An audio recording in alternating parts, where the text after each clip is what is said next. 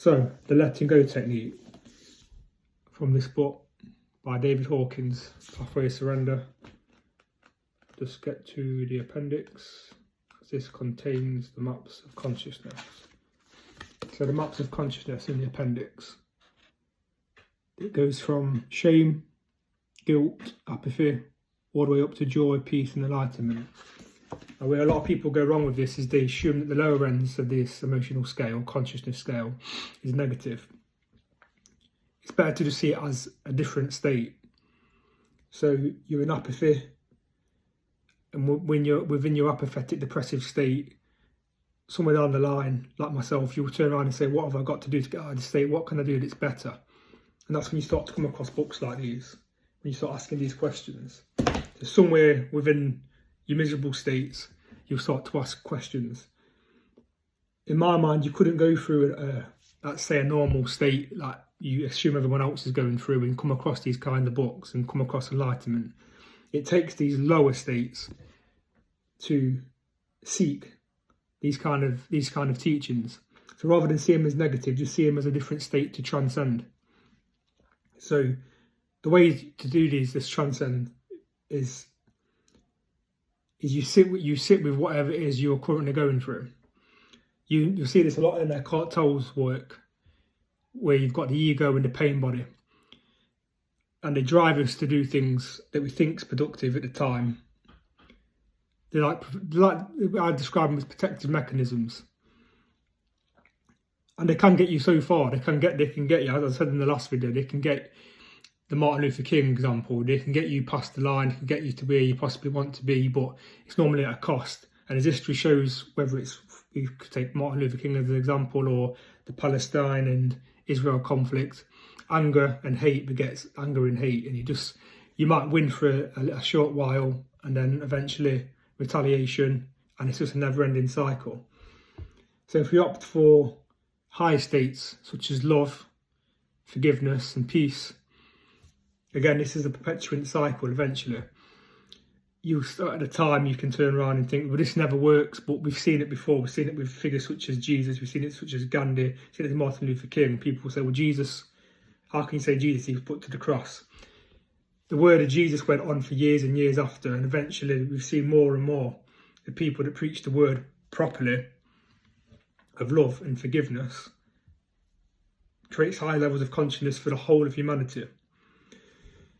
So you're in your apathetic state, or your state of anger. You sit with it. You don't react. You sit with it, and you come to the realization that you're actually in a position of strength. I can sit with this. And somewhere down the line, you come to the conclusion that I am not anger and I'm not apathy. It is simply just a state. It's not who I am. I think Eckhart Tolle said this in one of his books as well. He got to at the age of 28. He was in a really bad, deep depression. He had a conversation with himself, and he realised, so I'm really paraphrasing this, that it was something along the lines of, who is this that I'm having a conversation with? Who is this me that I have had enough of? And it's almost realisation that you are not the voices in your head or the state that you think that you're in. You are the state that you're in. You're not that state. You are the observer of the state. So you're not the state. You're the observer of the state. And that's what happens there. Is with myself, I've realised over the years, I've gone back and forth with this book. You'll sit with that state and you'll think, oh, okay, I'm not that state. And then you'll get a bit angry with yourself because, well, I've allowed myself to stay in that state for such a long time, and I've only just come across this now, and all this time lost, you start to get angry. What you've done there, you've gone up the scale. So you've gone from apathy to anger. Why did I not do this before? Why did I not do this earlier? And then, as most people on the spiritual journey, they'll create a desire, which is still on the lower end of the scale, but it's still part of the scale. You reach desire, and then you'll want to go out for all different spiritual outlets and books and readings and teachings. There will be a desire. So again, it's not necessarily all that bad, but it's still desire. It's still the lower end, and we've still got higher states that we could reach. We're in desire. So we go search for different books, trying to get as spiritual as we can. And then we come to the realisation that we can't maintain this state forever. and find yourself back down to apathy. So you give up on all your spiritual teachings and it don't work, it's all woo-woo, this doesn't work for me. And then you find yourself back in the state of apathy again. Maybe you've got a job loss or something happens in your life, and you have to revert. The only thing you've got to revert back to is your spiritual practice. So you go back to it and reread it again, and I was actually stuck on a state of desire. And I remember reading, there's higher states than desire. So let's just run this again and try again. And again, you might find yourself back in a state of apathy later on. You make a little bit of headway, and then you find yourself back to where you was back at square one. So sometimes you might have to keep going back and forth many times before it clicks. I say it took me about 5 years since first reading this book for it to click. So you are not the state of apathy. You are the witnesser to the state of apathy. You are the witnesser to your depression. You sit with it long enough, and then you become, it would feel as if you become courage itself. You've had the courage to sit with it and not act, to not do yourself any worse. You've now become courage. Only you're not courage. As we've seen, there's a chart. The lower end of the consciousness is guilt and shame. Higher end is enlightenment and peace. And the middle is courage. So now you're at the level of courage. There's more levels to transcend too. So if we were to sit with courage long enough, we'd eventually see that we're not courage, and we can transcend courage. And you get to a level of acceptance. So rather than keep going back on yourself and saying, why couldn't I have known this sooner? Why has it only took this many years to get to this position? If only I'd have known this many years ago. So this is the state of anger. You transcend that and you get to the state of acceptance. I was who I was then. That was me then. So you've transcended courage now even to the state of acceptance. And as I say, there's more levels to this. There's love, there's peace. You sit in the level of acceptance long enough and you'll start to flicker between acceptance, courage and peace. Again, it is quite fleeting. You're going to be, as Eckhart Tolle said, it's pain bodies and ego. And depending on your age or what you've gone through in your life, you're going to be flickering back and forth between pain bodies from the past and the ego. So you'll flicker, but it's the state that you stay in the most. So you've gone from your pain and apathy and depression up to courage and acceptance. The more you can sit within these high states, the more you can process your pain bodies and ego and reach even higher states. So now I'm in a majority of the time I'm spending in the state of love. I would say now love. I still drop myself down to the other states. I try not to see them in negative states, but just a bit of me that still needs to be transcended. But majority of the time I'd stay in the state of love. Sometimes I dare say that I go into the state of enlightenment.